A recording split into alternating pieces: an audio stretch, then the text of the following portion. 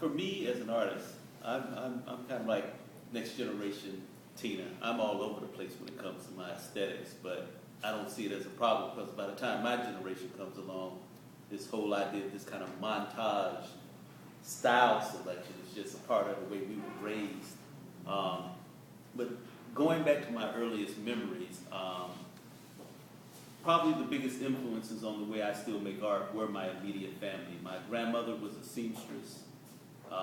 Never worked for anybody else since she was 15 years old. She always made money sewing clothes. And when I was a child, I would help her cut out patterns. My mother was a singer. She was in a trio called the Original Revelons, and she would sing at clubs. And I had an uncle who was a DJ, and my grandfather was a construction worker. So between those four people, my art came out because I would mess around with my uncle. All the records he would throw away, I would try to make art out of.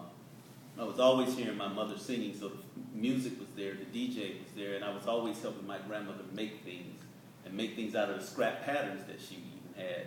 And then, of course, my grandfather, with his construction, he would always have scraps of wood, scraps of boards, chalk markers that he would use to mark bricks and whatnot, and I would take those things and make objects out of them, from tents to helicopters to flying machines that wouldn't fly when you jumped off the roof, all kind of stuff like that.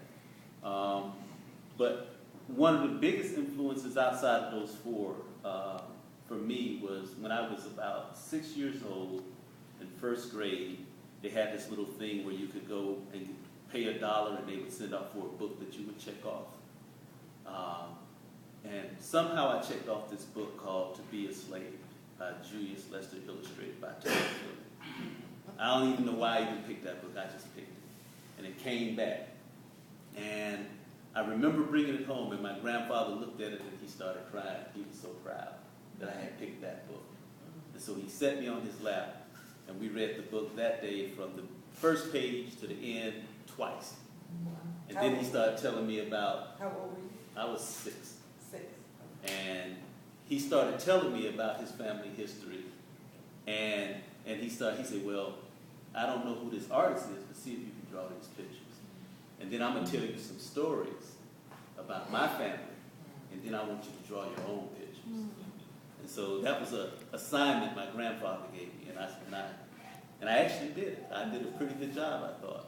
And I came back and I showed him my little drawings. He went out and bought me a watercolor set because I had always been doodling in the margins of the books that I had.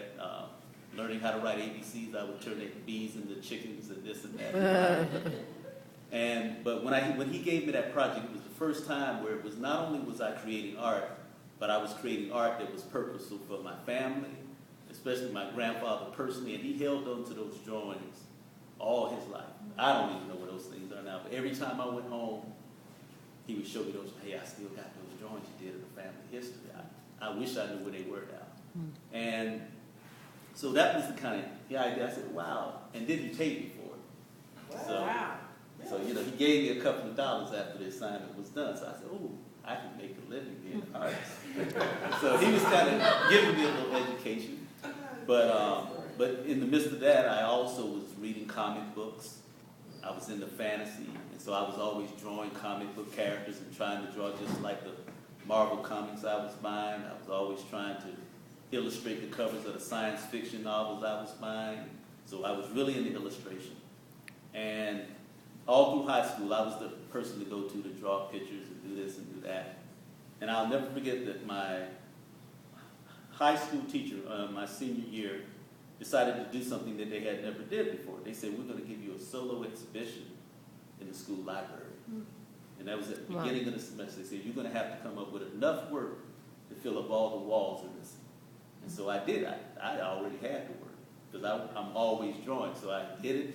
She framed the work. I had a solo exhibition. They had a reception. I entered one into a calendar contest, and I came in first place. So I had a watercolor of mine and a calendar. So I was already being nurtured by all these people around me. So I had the ways. And then the means of it was there too. And my family always nurtured me. By the time I'm coming along, some people have made a living being artists. So I didn't have to justify, like generations before, like how you going to make a living doing this. Although I did have to limit what I was going to do with art, so I ended up going to school for graphic design for 2 years as well at Atlanta College of Art. But then I switched over to printmaking after after a semester actually. I was in the graphic design department trying to figure out why the hell am I drawing O's with this placard, this black placard paint. I mean, that was layout, and I'm like, so on break, I walked across the hallway from the graphic design department into the printmaking department, and there was a gentleman by the name of George Dumas, whose name was Ansar Muhammad. And Ansar was in there, George was doing a lithograph, and I'm sitting there going, I sat there and watched him take this stone, drawing it with this grease crayon. I watched the whole process of him putting these chemicals on it, making it disappear, and then rolling water, rolling ink across it after wetting it down. I was like, damn, that's it there. So the next semester I switched from graphic design and majored in printmaking. My teachers were Wayne Klein and, pardon me, yes. Did you go to school for that? Pardon me? Did you go to school for graphic design? No, like I said, I went to Atlanta College of Art. I came in on a scholarship, and graphic design was going to be my major. But after a semester, I switched my major from graphic design to printmaking. And that's what I got my degree in. I ended up living in the printmaking department. I made, my main areas were lithography and etching and a little silkscreen, but mainly lithography. Wayne Klein, who had Rolling Stone Press, was my main teacher. I also ended up becoming the monitor in the printmaking department, so I learned how to mix all the chemicals up for everybody. I learned how to clean the stones. I learned how to do all that technical stuff to go along with it. But at this time, and Radcliffe, he'll probably laugh at this, I also started getting involved in, I never considered myself a poet, but I started writing. I had always been writing poetry, but I just didn't think about it in that manner.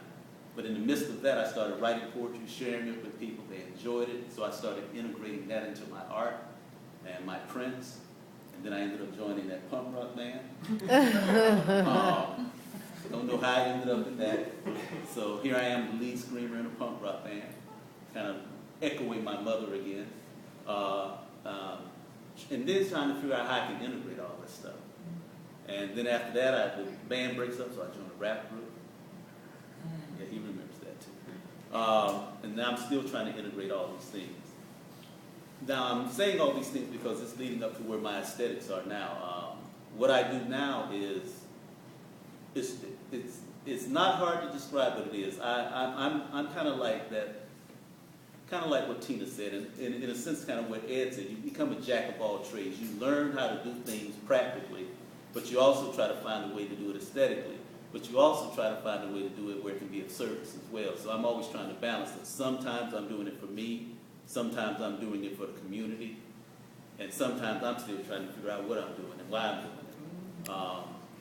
But the work that put me on the map was when I started doing assemblage work. And the assemblage work takes me way back to my roots. My first major solo show at a place called Curator was called Dub Human. I'm a fanatic for dub reggae, so I wanted to create a whole show using art and sound and shamanistic kind of movement to speak to what music does for me.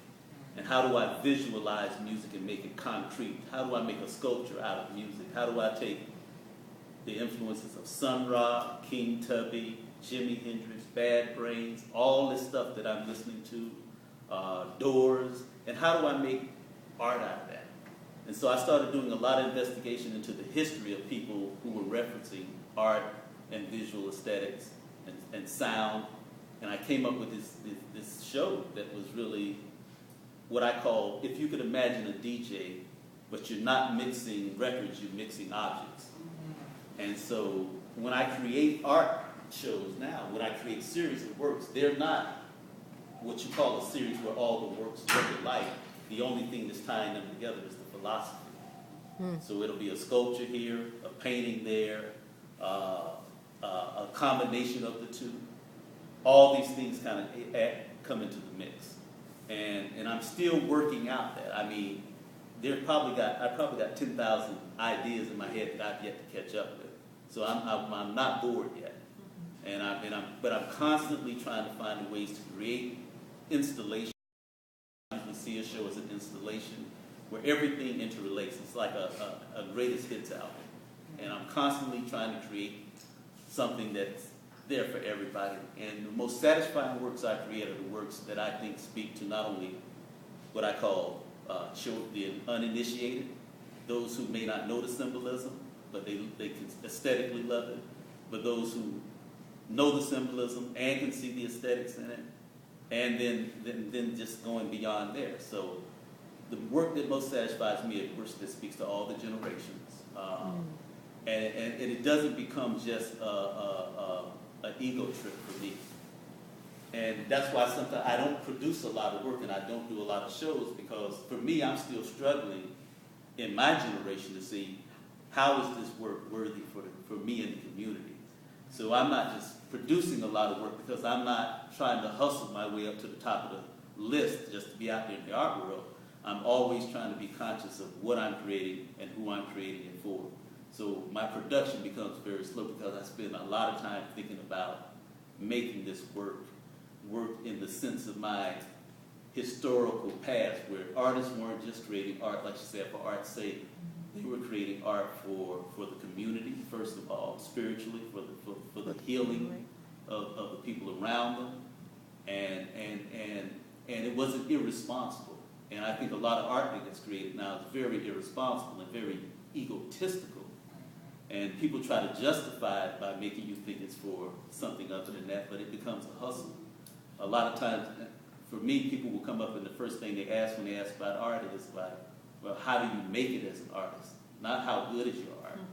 Mm-hmm. I get turned off immediately. I don't even can hold a conversation because for them it's not about the aesthetics. It's all about how can I hustle this and make money off of it.